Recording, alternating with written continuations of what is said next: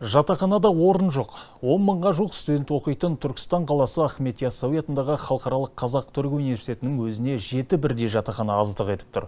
Мұнда жалпы 3342 студентке орын бар, яғни жылда студенттердің небәрі 40%-на жатақхана бере алады.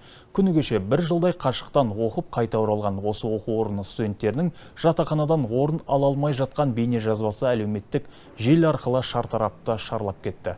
Мән-жайды анықтау үшін университет басшылығына барған тілшіміз бөлме ала алмай жатқандар жоғары курс студенттері екен. Ал жатақханада тек арнайы санатқа жататын, яғни шетелдік студенттер мен грант иелері, жетім балалар мен аз қамтылған отбасыдан шыққан оқушылар ғана тұра алатынын біліп қайтты. Шақыртыңыз басшыны. Ойыға барсақ, осыяқа жіберіп жатыр. Бағытпен келгенде спокойно кіріп жатыр ғой, көріп отырмыз ғой. Сотқа келеді депті. Не келеді ол сотқа?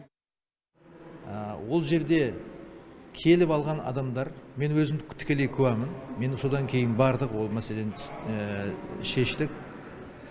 Жаңағы біздің онлайн жүйеміз бойынша біз балаларға мақұлдау жасаймыз. Мақұлданады, алдын ала мақұлданды.